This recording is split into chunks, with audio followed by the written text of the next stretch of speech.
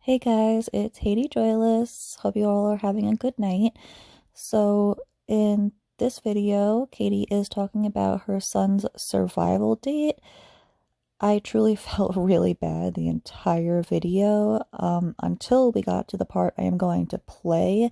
I put a warning because she talks about her son being in the hospital, just in case it's a sensitive topic for anyone. I don't want to upset anyone, so if this is after that part, but she might say a few things here and there, so it's a warning just in case this video might not be for you.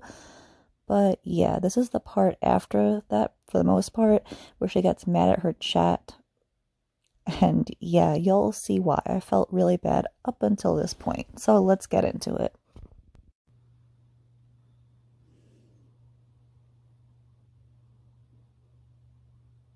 You guys is chatting about it's really weird to me that you guys are sitting here chatting about things that are totally unrelated, and I'm telling you something really serious. And you guys are just like talking about things that are unrelated. I actually think I'm gonna go. It's weird to like be opening up and all I see is you guys sitting there talking about yourselves. So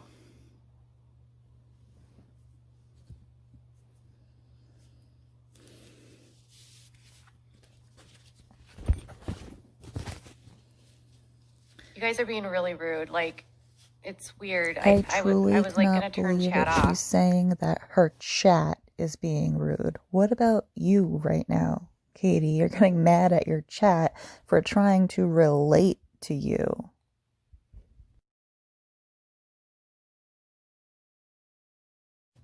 Like, I honestly can't imagine like sitting here and having someone open up to you about the hardest day of their lives, and you're sitting there talking to strangers and you're literally just like not even listening and you're just talking about yourself.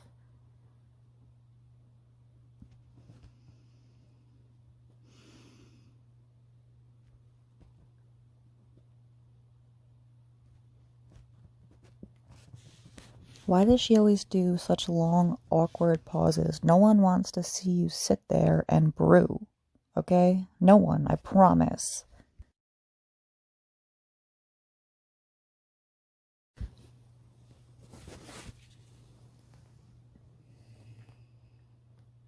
And now the chat is focusing on Susan and Debbie. It's Man, do I feel bad for Susan and Debbie right now.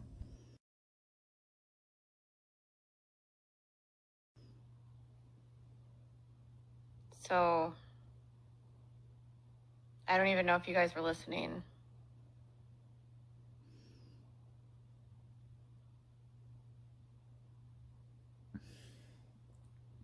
I understand that you're talking about what happened to you, but when you're chatting and I'm talking, how do you listen to me? It seems kind of rude to me. So, I don't know if I would do something like that.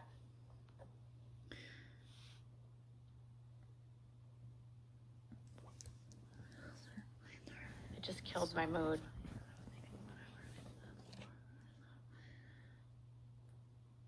It's a hard day.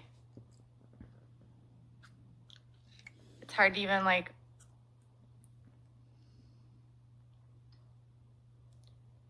but I can't, you're sharing with me while I'm talking. I can't read with you and you're talking and then it's taking over the entire chat.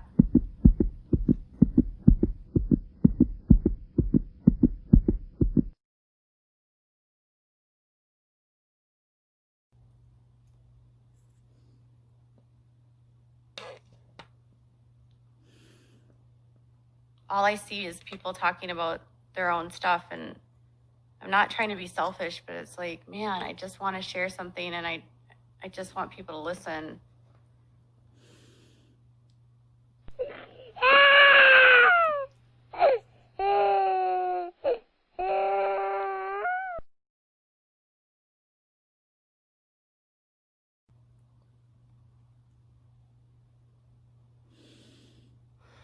Thank you, Molly, for becoming a member.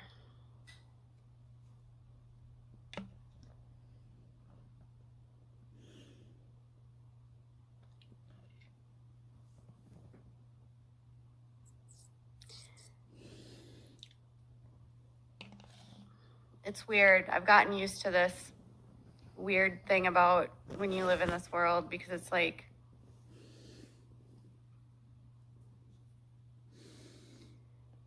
but if you say to turn chat off, but you're not trying to share with me. If you're trying to talk about your own life while I'm talking, you're not actually listening. I don't think that makes sense, but whatever. It's distracting when I'm trying to tell you a story, when I see the chat and you guys are talking and you're not listening, and I'm having a hard day. And I like appreciate my members so much, but man,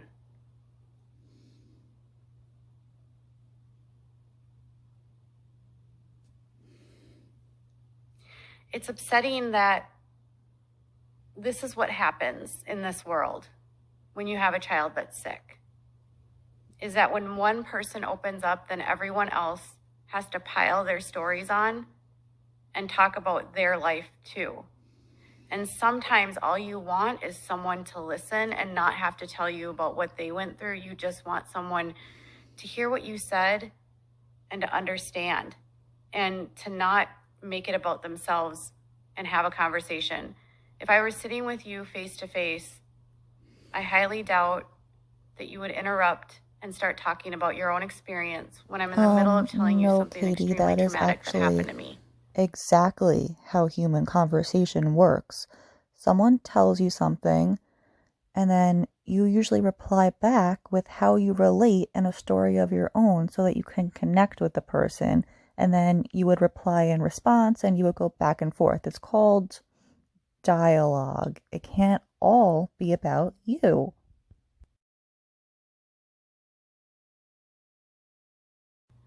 I highly doubt you would start talking about your own child and make it about you because you can empathize. And this happens so much with this world. Like, we as parents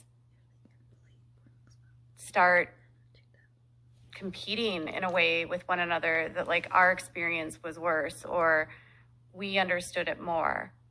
And I didn't see people relating to me. I saw people talking and not Is she listening. being serious right now? Go back in the chat, sweetie. It's right there. Susan, and I'm pretty sure Debbie, I don't remember what Debbie said, but I'm sure Susan said she was telling about her own experience. So what are you talking about? Are you being like real right now? Once again, it cannot always be all about you. I swear you're like the forever victim. I felt so bad the whole time you were talking, and then you had to go and ruin it. Like I actually had sympathy for you for once, and then you just had to start being rude to your chat. You just cannot help yourself. You are so nasty. You really just cannot help yourself. You are so unself-aware. You blame everyone else, and it really drives me crazy. Anyway, let's get back into it.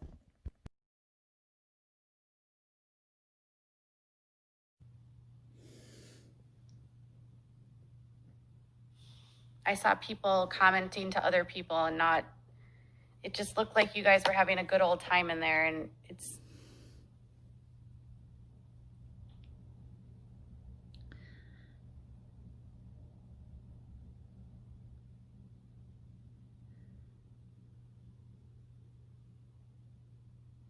I just wanted to come on and tell my story.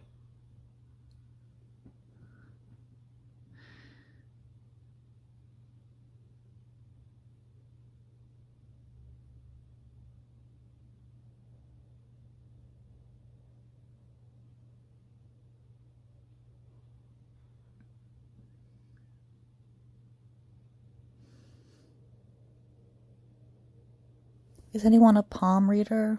How is KJ's future looking? Bitter? Because that's what I would assume.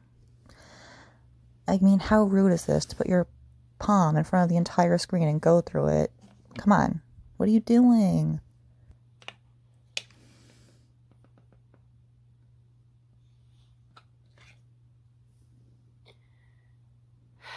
How long does she sit there and brew and be angry? This is ridiculous. Start talking again. Hello, are you there? Hello?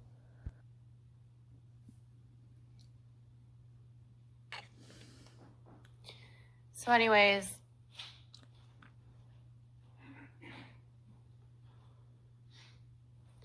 They didn't know why. They didn't know anything. They didn't really understand what was going on. He was really sick for like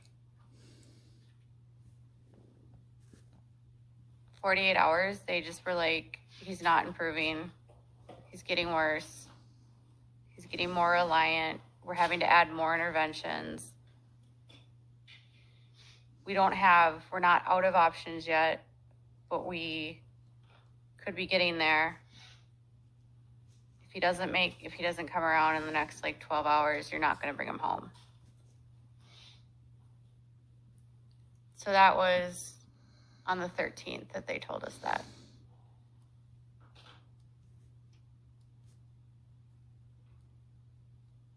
So we submitted on the 12th, and then on the 13th, they told us he was the sickest child in the entire ICU and the highest risk for not making it.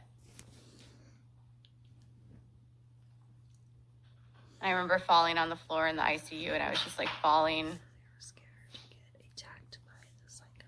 And they were like, we don't really know what's going on. We're going to just like give him these steroids to see if it'll help. It could be that he has like low cortisol. Or they said his cortisol levels were really low. So they were going to try these steroids, and it was going to be their last ditch effort to try to save his life. Brief intermission. Sorry, I don't know if anyone heard that, but I accidentally picked up my noise of me whispering about her being a psycho Karen. So I'm so sorry if anyone heard that. That is so embarrassing. Okay, let's go.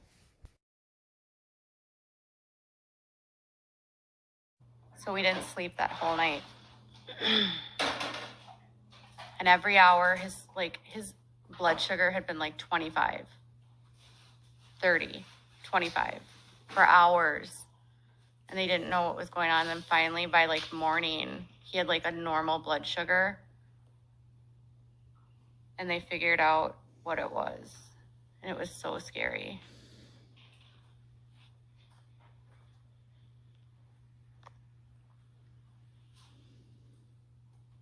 So, long story short, they figured out he had an adrenal crisis. And they were concerned that he wasn't born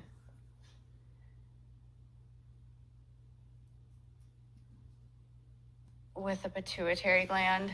And so, yes, he's had blood sugar issues since. He'll have blood sugar issues like his whole life. If my son didn't take medicine daily, he wouldn't live. Like he's on medication 3 times a day to keep him alive. Without it, he wouldn't be here. It helps maintain his blood sugar, and then we have to have emergency medications to help when he's sick. And we have to increase medications for various reasons. But that was like the start of everything. Like that was the first diagnosis. Sorry, but my goodness, Toad is making a lot of noise.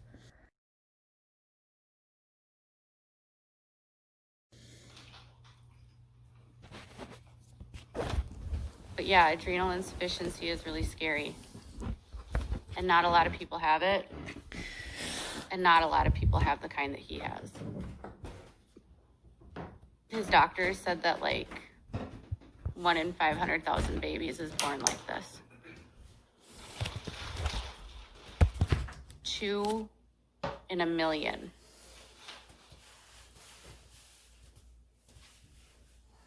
Two in a million.